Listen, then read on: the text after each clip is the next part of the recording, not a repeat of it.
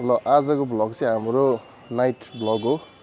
हामी चाहिँ अहिले बाहिर हेटौडा चोकतिर निस्केका छौँ टु एक्सप्लोर नाइट लाइफ अनि एट द सेम टाइम राति चाहिँ फुड स्टल्सहरू निकै लाग्छ अरे हाम्रो यहाँ हेटौडामा। सो हेटौडाको फुड स्टल्सहरूमा हामी आज जान्छौँ अनि we will try some Nepalese street food.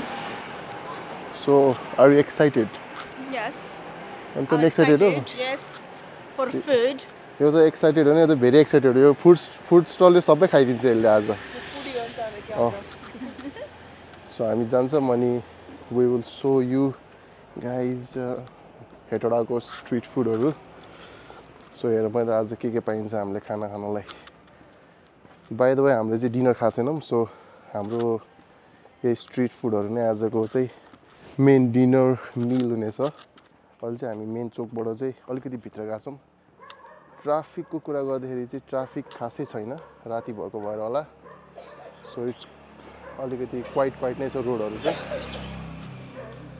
So लाइटहरूको चाहिँ डेकोरेसन चाहिँ यहाँ राम्रो रहेछ।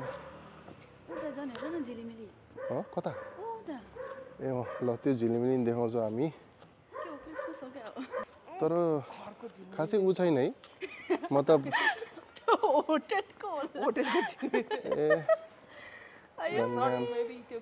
होइन, तर त्यहाँ घरमा बिहे नि हुनसक्छ नि, तर लेट्स सी। अनि if anyone wants to buy DJI Osmo Pocket 3, यो चाहिँ this vlog, this video last video just मेरो चाहिँ सबै भ्लग भिडियोहरू चाहिँ यसबाटै सर्ट भइरहेछ। सो अहिले चाहिँ मैले नाइट मोडमा सर्ट गर्दैछु। So if you are wondering night मोडमा चाहिँ कस्तो फुटेजहरू लिन्छ, this is how it look. यो चाहिँ अहिले 4K at 30 फ्रेम पर सेकेन्डमा मैले सुट गर्दैछु, एडिटिङ छैन। अनि यो लो लाइट मोडमा चाहिँ फेस ट्र्याक हुँदैन रहेछ। So I have to move my gimbal, यो स्ट्यान्डहरू चलाउनु पर्छ।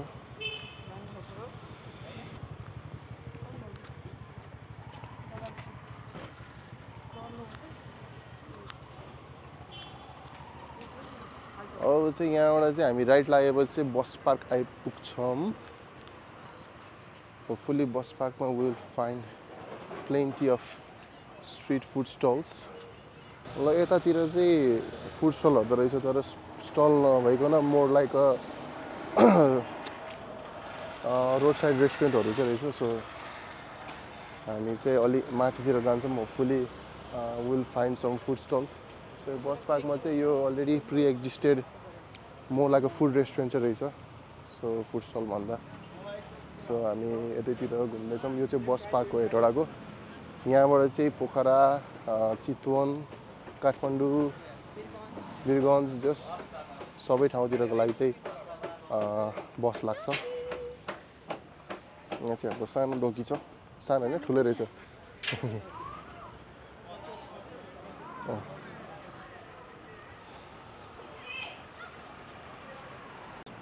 सो हामी अहिले यतै बुद्ध चोकतिर हिँड्दैछौँ अनि I can see a food stall in a distance.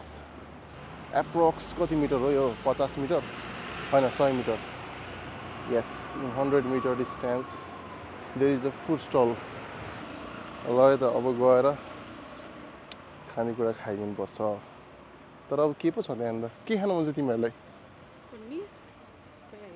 कस्तो जे भयो भने त चल्दैन होला नि? मासु के भैँसीको? के पोर्कको? चिकन। तिमीहरू चिकन जहिले ब्रोइलर चिकन खान्छ। Broiler chicken is not good for health. Local chicken खानुपर्छ के। अस्ति चाहिँ मैले 2 थाल ढेँडो अनि 2 थाल भात खाएको थिएँ। अब त्यो 2 थाल ढेँडो र 2 थाल भात खाएको भ्लग पनि बनाउनु पर्ला जस्तो लाग्यो कि। ल यहाँ चाहिँ हामीले एउटा फुड स्टल भेटेको छौँ। हामी सुरुमा त्यो दाइसँग फिल्म गर्न मिल्छ कि न भनेर सोध्छौँ, अनि त्यहाँदेखि फिल्म। हामी चाहिँ यहाँ दाइको स्टलमा छौँ, फुड स्टलमा। It's right in front of the hotel Seema. So यहाँको स्ट्रिट फुड हामी ट्राई गर्छौँ।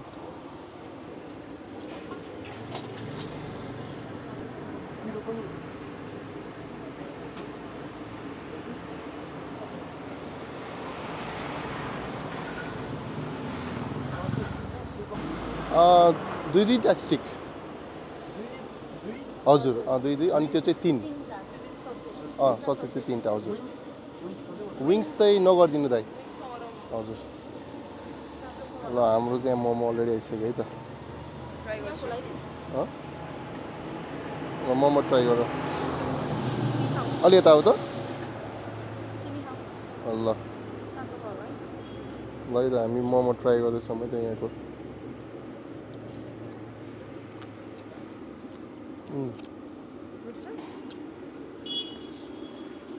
पिरो छ पिरो छ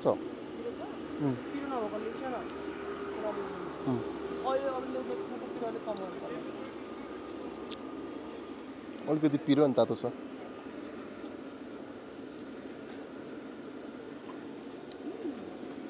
ठिकै छ ल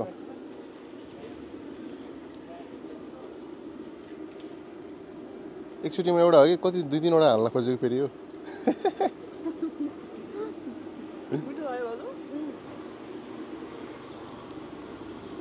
दाइ बफ मोमो त पाइँदैन है यहाँ चिकन मात्र है हजुर ठिकै छ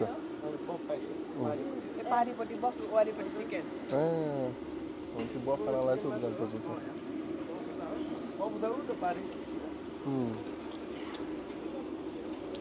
छ चिकन मोमो चाहिँ छ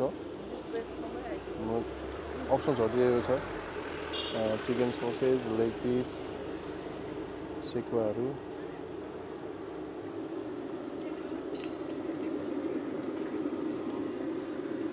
हजुर हुन्छ थ्याङ्क यू बसेर खाउँ है यो चाहिँ फ्राई हाम्रो fried chicken momo. Let's try them.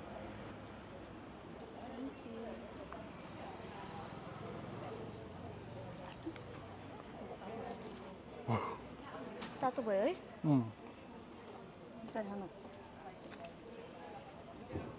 तातो छ तर मिठो छ एकदमै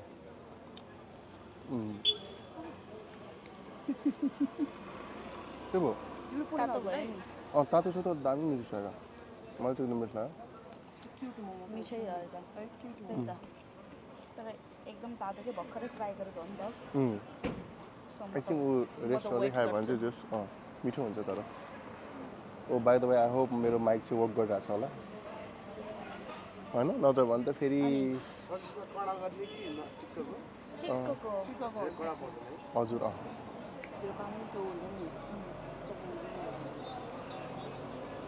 दाइले चाहिँ यहाँ खाना बनाउँदै हुनुहुन्छ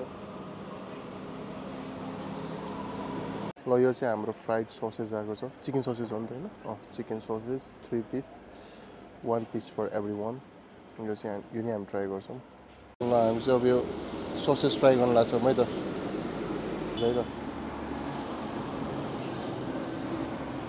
ल चियर्स गरौँ न सुरुमा हेरौँ न त्यहाँ खानालाई हतार भएको त्यहाँ टोकिहालेको ल चियर्स ल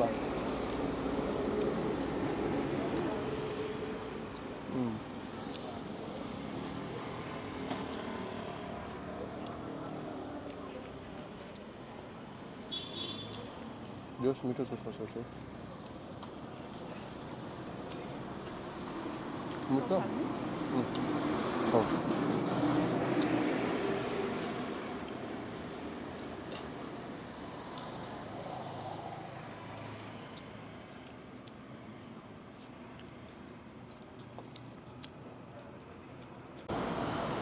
म चाहिँ पिरो सुप नै हाल्छु अब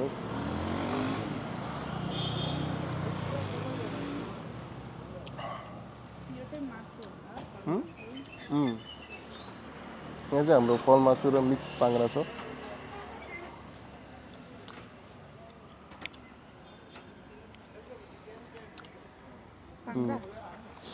अनि चाहिँ त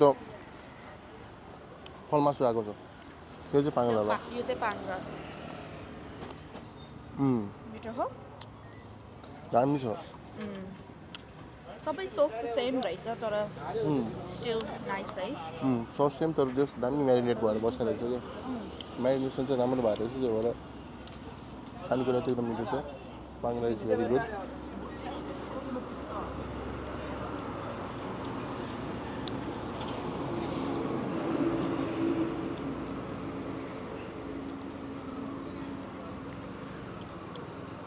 खोइ केही रियाक्सन छैन त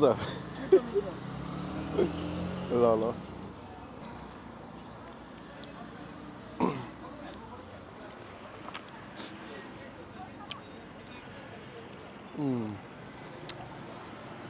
नाइस राम्रो छ है यहाँ उनीहरूले खाना खान नसकेर यहाँ सब मलाई खुवाइदिरहेछ मोटका त डम्स्टर हो नि त यहाँ आफूले खान नसकेर यहाँ सब मलाई खुवाइदिरहेछ मैले धेरै खान सक्छ भनेर पत्ताहरू हावा नि लागिरहेछ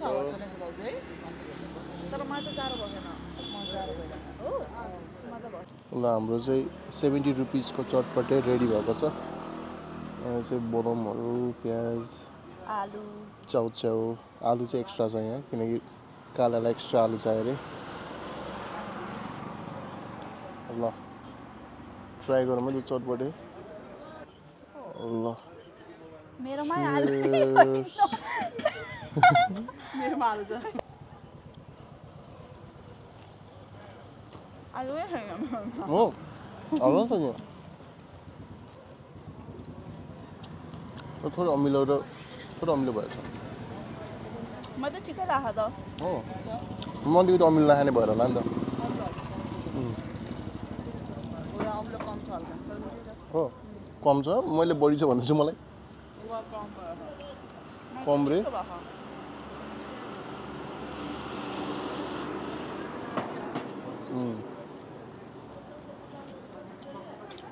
मिठो छ है तर मलाई चटपटेमा चाहिँ यो के अरे बदमहरू भएको एकदम दामी लाग्छ क्या कोही कोही चाहिँ बदम भएको मन पर्दैन रहेछ मलाई चाहिँ बदम भएन भने चाहिँ चटपटे इज इनकम्प्लिट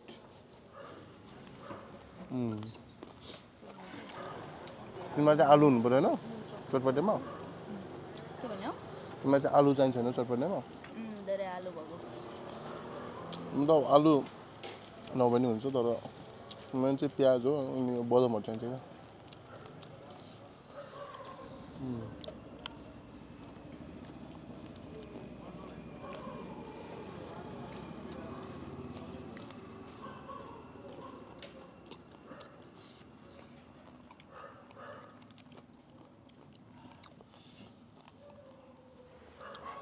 तिमीलाई खुर्सानी मन पर्दैन यो खुर्सानी खान यहाँ छ त यो के यो खुर्सानी यहाँ झन् रहेछ ठुलो खुर्सानी डल्ले खुर्सानी खुर्सानी नै खुर्सानी रहेछ त्यही भएर पो पिरो भएको रहेछ खुर्सानी लास्टै धेरै भएछ दाइ दिस कन्क्लुड्स आवर भ्लग हामीले चाहिँ निकै धेरै खायौँ थोरै खाएको थियौँ तर मतलब थोरै आइटम खाएको थियौँ तर अलिकति धेरै नै खायौँ it was a good experience खानेकुराहरू चाहिँ राम्रै थियो अनि वी लाइक इट तिमीहरूलाई कस्तो लाग्यो सो खानेकुरा चाहिँ मिठै थियो के भन्ने अब thank you for watching please like share and subscribe the videos